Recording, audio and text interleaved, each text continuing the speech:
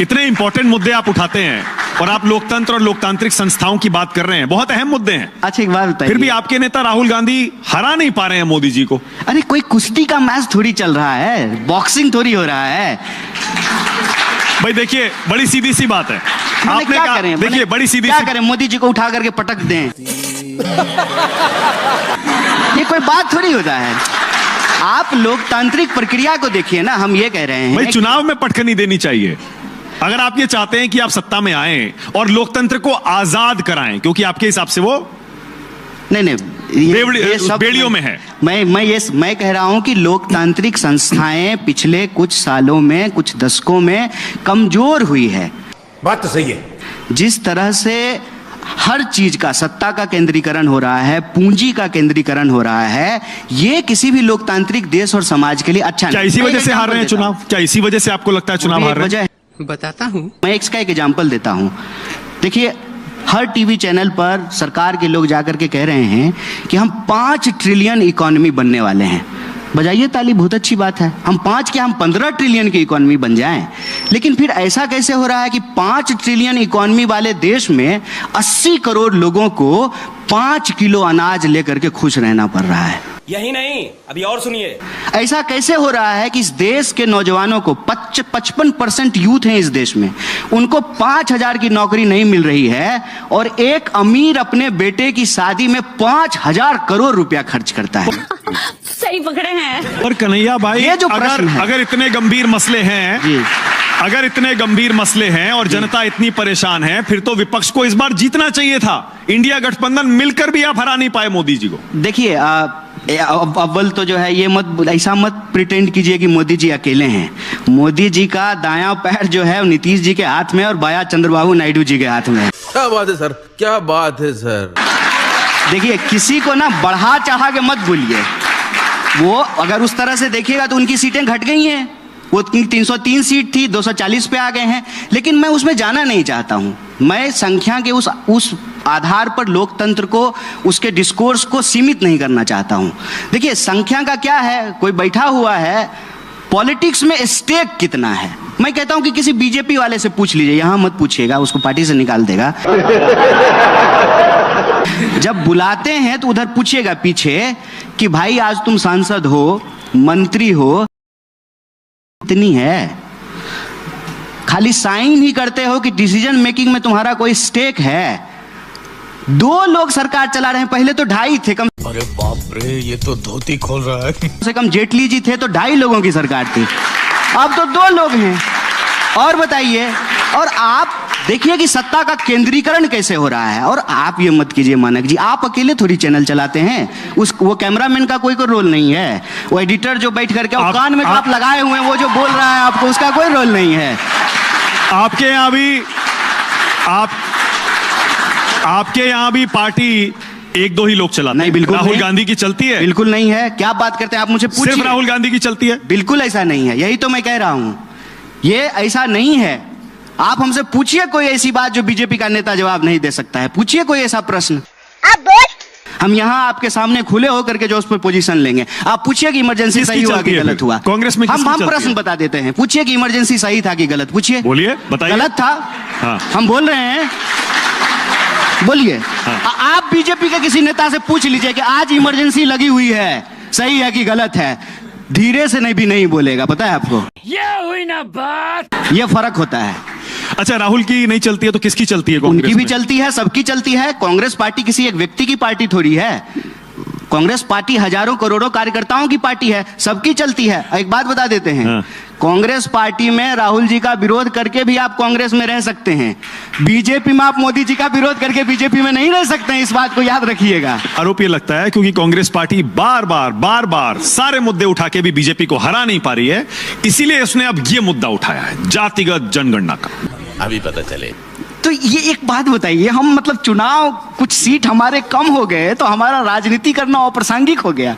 ये कौन सी बात हो गई? तब तो बीजेपी 2 सीट जीती थी किसी जमाने में, और फिर जो है 80 जीती, 180 जीती, 303 जीती, अभी 240 जीत गई। चुनाव होते रहेंगे, लोकतंत्र चलता रहेगा, देश आबाद रहेगा, कोई जो है चुनाव में जीतेगा, कोई हारेगा, ये प्रक्रिया चलती रहेगी। और इसके आधार पर क्या राजनीति करना बंद कर और दें? राहुल गांधी ये क्यों कहते हैं कि इंडियन स्टेट के खिलाफ लड़ रहा हूं मैं? क्योंकि बीजेपी कह रही है ये असली देशद्रोही तो ये है। अच्छा, इंडियन स्टेट का मतलब होता है भारत राज्य, देखिए ये जिसमें संवैधानिक व्यवस्था में जितने भी पद हैं, संस्थाएं सब आती हैं, और उसमें तो एलओपी का पद भी होता है जिस पर वो खुद बैठे हुए हैं।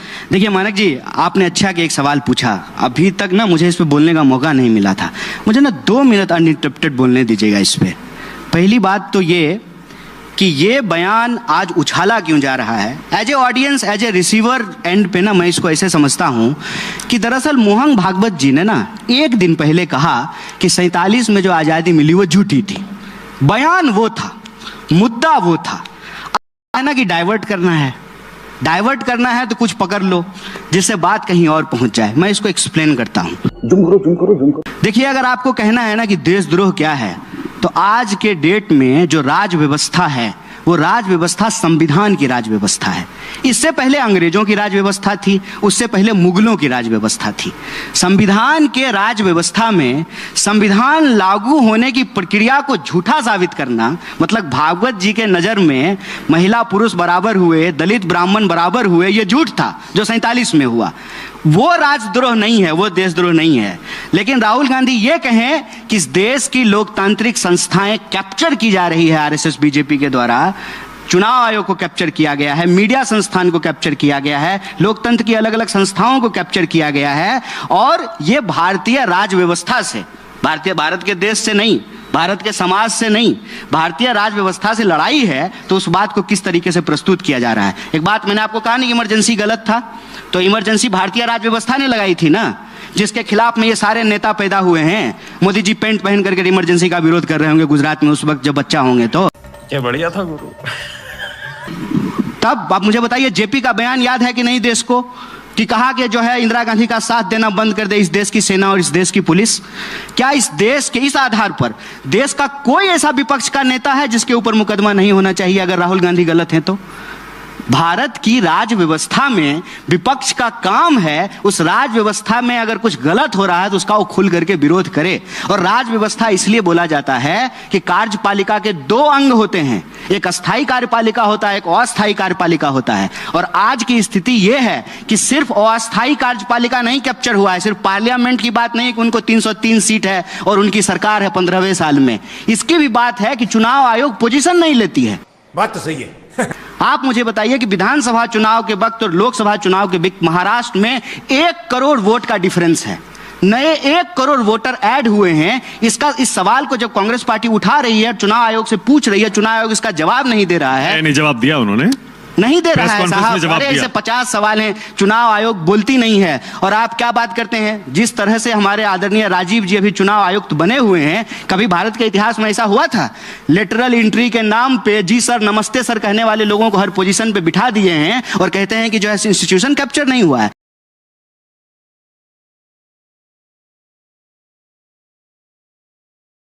आजाद हैं हर बात बोलने के लिए। हम आजाद हैं क्योंकि हमको जेल जाने से डर नहीं लगता है, हम इसलिए कुछ भी बोलते हैं। क्या बात है सर, क्या बात है सर।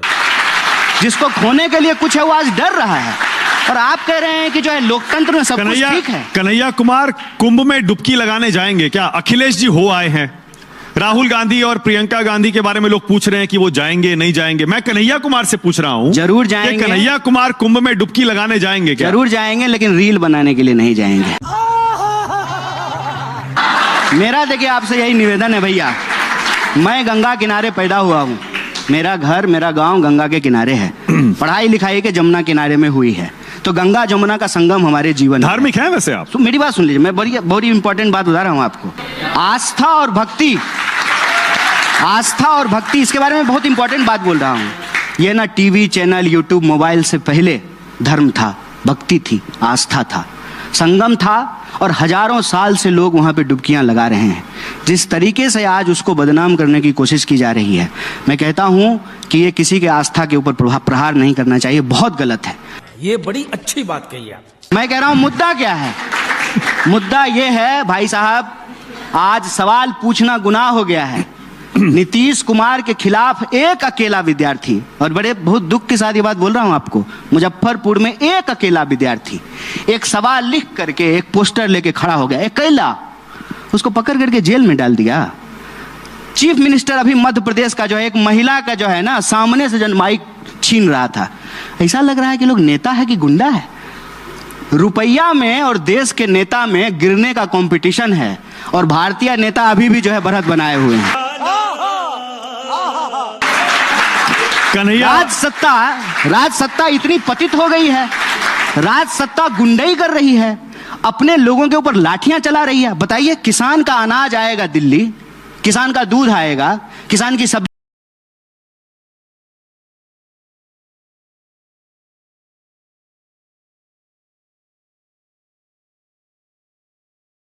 नहीं खा रहा है। You are right bro. Kanhaiya Kumar, वैसे मुलाकात हुई है कभी मोदी जी से आपकी? ऐसे नहीं। आमना सामना कभी हुआ है? मोदी जी हमसे क्यों मेलोनी से मिलेंगे, ट्रंप से मिलेंगे, हमसे क्यों मिलेंगे?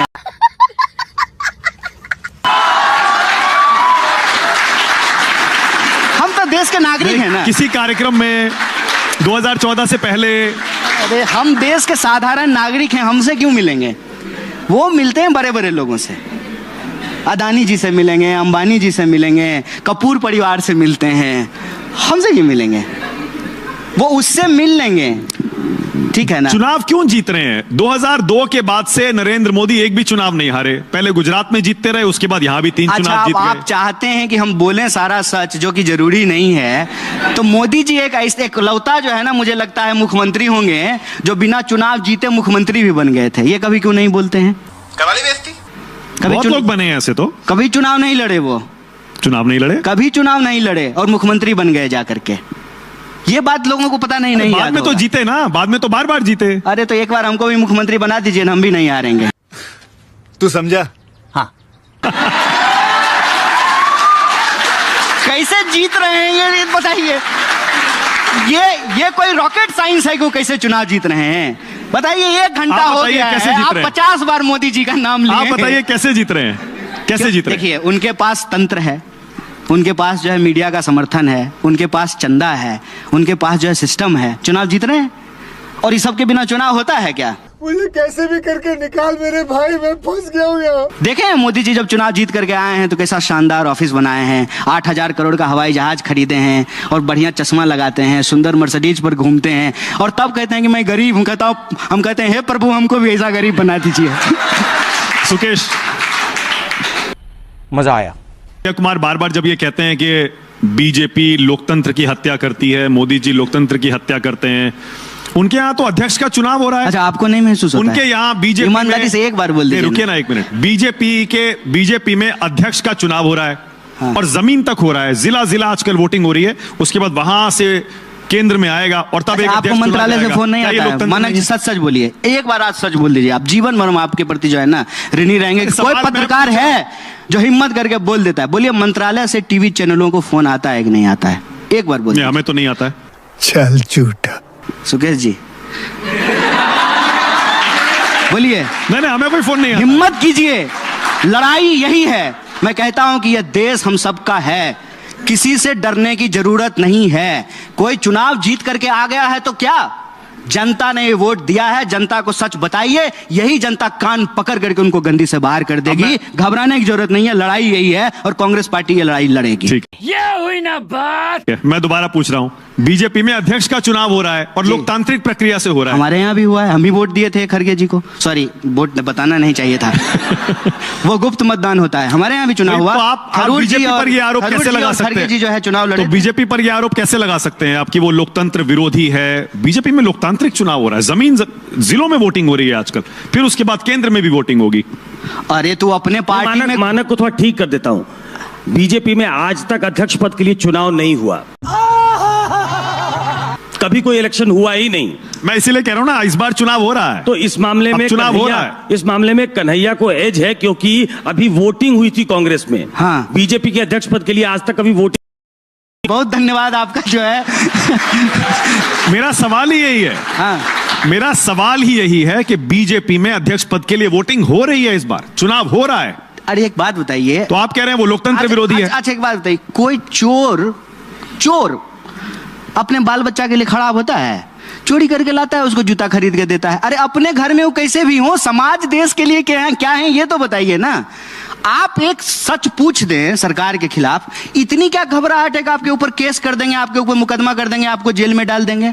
यही नहीं, अभी और सुनिए। मैं कहता हूं कि आपके पास 303 सीट की सरकार थी। मैं एक साधारण नौजवान यूनिवर्सिटी में पढ़ने वाला 4 सवाल ही तो पूछ लेता था आपसे, वो भी वही सवाल जो आप कहते थे। आपने कहा 2 करोड़ नौकरी मिलेगी, हमने पूछ लिया कि साहब कहां है, पकड़ के जेल में डाल देंगे लोगों को। ये लोकतंत्र है? तुम्हें शर्म है कुछ? तो हर जगह तो आप हैं, सर्वस्व हैं आप। अच्छा, ठीक तो है। मेरा ये है कि आपके पास इतनी ताकत है, इसी जनता ने आपको वोट दिया है, आप ये तो बताइए कि जो आपने कहा था कि आपके खाते में 15 लाख आएगा, आप 2022 तक सबको पक्का मकान मिल जाए,